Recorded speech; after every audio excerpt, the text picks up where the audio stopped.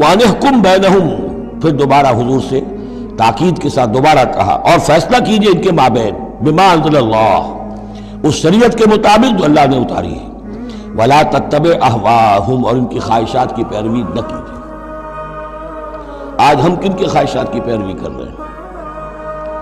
جو بھی ہمارے سیاسی ذمہ دار ہیں، جو بھی نمائندے ہیں، جو چاہتے ہیں قانون بناتے ہیں، بیٹھ کر ایک دن میں جو چاہے حکم لگا دیں، فیصلہ کر دیں، ہم ان کے پابند نہیں۔ ہم تو ان کی پیروی کر رہے ہیں، اللہ کے حکم کی پیروی تو نہیں کر رہے ہیں، الا یہ کہ ایک زبردست تحریک اٹھائیں، زبردست جماعت بنائیں، طاقت بنائیں، قربانیاں دیں، جانیں دیں، اور اس کے بعد یہ کہ نظام بدلے اور اللہ کے دین کو قائم کریں۔ یہاں حضور سے کہا جا رہا ہے کہ آپ ان کی خواہشات کی پیروی نہ کیجیے۔ وَأَنِحْكُمْ بَيْنَهُمْ بِمَا أَنزَلَ اللَّهُ وَلَا تَتَّبِعْ أَهْوَاءَهُمْ وَاحْذَرْهُمْ أَن يَفْتِنُوكَ عَن بَعْضِ مَا أَنزَلَ اللَّهُ إِلَيْكَ، اور ان سے بچتے رہیے، بی آن دی گارڈ، آپ اپنی حفاظت کیجئے، ایسا نہ ہو کہ یہ بچلا دے آپ کو ان چیزوں سے کہ جو اللہ تعالیٰ نے آپ کی طرف نازل کی ہے۔ دباؤ رہے گا، ہر طرف کا پریشر آئے گا، لیکن آپ کو کھڑے رہنا ہے اس شریعت پر کہ جو اللہ تعالیٰ نے آپ پر نازل فرمائی ہے۔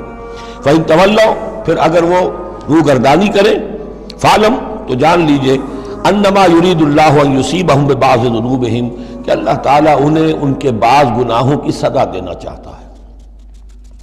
یہ ہے کانپنے والا مقام۔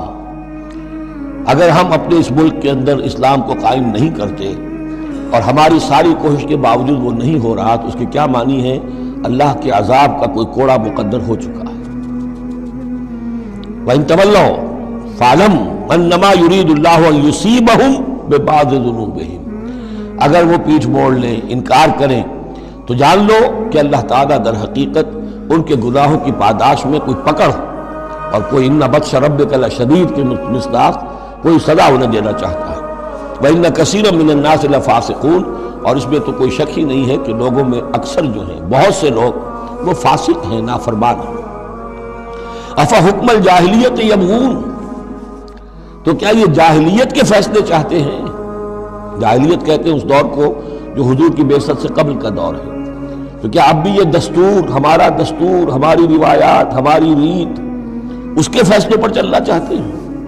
جیسے کہ مسلمان زمیندار کھڑا ہو کر انگریز کی عدالت میں کہا کرتا تھا کہ ہمیں اپنی وراثت کے مقدمات کے فیصلوں میں شریعت کا فیصلہ نہیں چاہیے، ہمیں رواج کا چاہیے، مسلمان کہتے تھے۔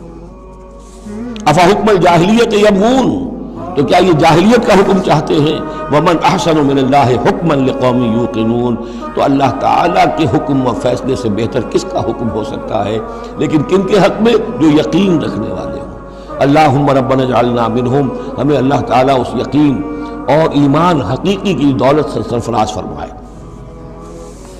یا ایھا الذین آمنوا لا تتخذوا اليہود والنصارى اولیاء، اہل ایمان یہود اور نصارہ کو اپنے حمایتی اور پشت پناہ نہ بناؤ۔ بعضهم اولیاء بعض، وہ خود ایک دوسرے کے ان میں سے بعض کے پشت پناہ ہیں، مددگار ہیں۔ اس کے بارے میں حال ہی میں نے رائے ظاہر کی ہے کہ یہ در حقیقت پیشین گوئی تھی جو اس دور میں آ کر پوری ہوئی ہے۔ جب قرآن نازل ہوا ہے تب تو صورت وہ تھی جو ہم پڑھ آئے ہیں کہ اغرینا بینہم العداوۃ والبغضاء الی یوم القیامہ، ہم نے تو ان کے مابین دشمنی اور بغض پیدا کر دیا، دشمنی رہی ہے شریر ان کی آپس میں، اور کچھ تو خون ہوتا رہا ہے۔ لیکن یہ کہ ایک پیشن گوئی تھی جو پوری ہوئی ہے اس صدی میں آ کر۔ بالفور ڈکلیریشن کے بعد سے صورتحال یہ بنی ہے کہ ان کا گٹھ جوڑ شروع ہوا ہے، اور پھر اسرائیل کی حکومت قائم ہوئی ہے، اور وہ ہوئی ہے برطانیہ کے زیر اثر اور امریکہ کے زیر اثر، اور اب بھی اگر وہ قائم ہے تو اصل میں انہیں عیسائیوں کی سپورٹ کی وجہ سے قائم ہے۔ وہ عیسائی سپورٹ کیوں کر رہے ہیں؟ کہ ان کے ممالک کی ساری معیشت کو یہودی جو بینکرز ہیں انہوں نے قابو میں کیا ہوا ہے۔ تو اب ان کا گٹھ جوڑ جو ہے وہ اس درجے ہو چکا ہے، آپس میں گتھ گئے ہیں کہ ان کی مالیات ساری عیسائی ممالک کی مالیات پر قبضہ ہے یہودیوں کا، لہذا اس کو ان کی ساری سپورٹ جو ہے ملٹری سپورٹ وہ یہودیوں کو حاصل ہو رہی ہے۔ یا ایھا الذین آمنوا لا تتخذوا اليہود والنصارى اولیاء، مت بناؤ یہودیوں اور عیسائیوں کو اپنے حمایتی اور پشت پناہ، بعضهم اولیاء بعض، وہ ایک دوسرے کے مددگار ہیں۔ ومن یتولہم منکم، اور جو کوئی تم میں سے ان سے دوستی رکھے گا، ان سے پیکٹ کرے گا، ان سے اپنی حمایت تلاش کرے گا، فإنہ منہم، وہ انہی میں سے شمار کیا جائے گا۔ پھر ہم اسے مسلمان نہیں سمجھیں گے، ہماری نگاہوں میں پھر وہ یہودی اور نصرانی ہے۔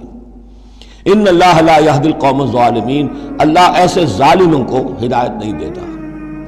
آج ہماری جو ہے اکثر ممالک کی پالیسی کدھر جا رہی ہے اور قرآن کا فتویٰ کیا ہے، اس پر وہ آپ کے سامنے آ گیا۔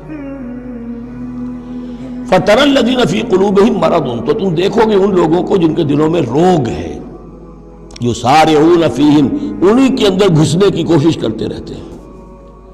لے جاؤ کشمیر کا مسئلہ، پھر بھاگو یو این او کی طرف، پھر جاؤ فلاں اور پھر فلاں اداروں میں، وہیں سے معاملات طے کرواؤ۔ گویا کہ ساری ہماری بھاگ دوڑ تگ و دو جو ہے پھر یہی ہے کہ انہی کے اندر تَرَى الَّذِينَ فِي قُلُوبِهِم مَرَضٌ، کیوں؟ اس لیے کہ دلوں میں روگ ہے، نفاق ہے۔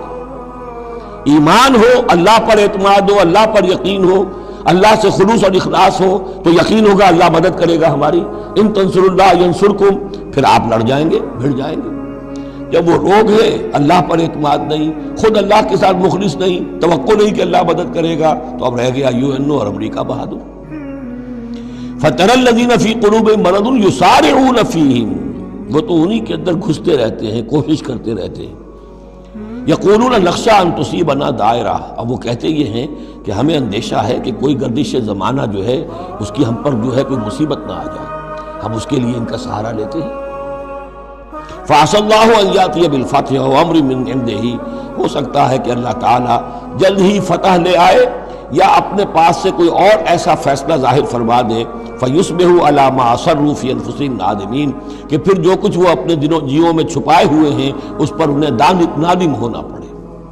انہیں معلوم ہو جائے گا کہ جن پہ تکیہ تھا وہی پتے ہوا دینے لگے، پتہ چل جائے گا کہ وہی سب ہیں کہ جو اصل دھوکہ دے رہے ہیں، کہ جن پر ہم نے سارا تکیہ رکھا تھا۔ وَيَقُولُ الَّذِينَ آمَنُوا هَؤُلَاءِ الَّذِينَ أَقْسَمُوا بِاللَّهِ جَهْدَ أَيْمَانِهِمْ، اور اس وقت پھر اہل ایمان کہیں گے کہ یہ وہ لوگ ہیں کہ جو قسمیں کھا کھا کر کہا کرتے تھے إِنَّهُمْ لَمَعَكُمْ، کہ وہ تمہارے ساتھ ہیں۔ حَبِطَتْ أَعْمَالُهُمْ فَأَصْبَحُوا خَاسِرِينَ، ان کے تمام اعمال حبط و اکارت ہو جائیں گے اور وہ خسارے والے بن کر رہ جائیں گے۔ شكرا يا ربي شكرا، هديت قلبي شكرا، نورت دربي شكرا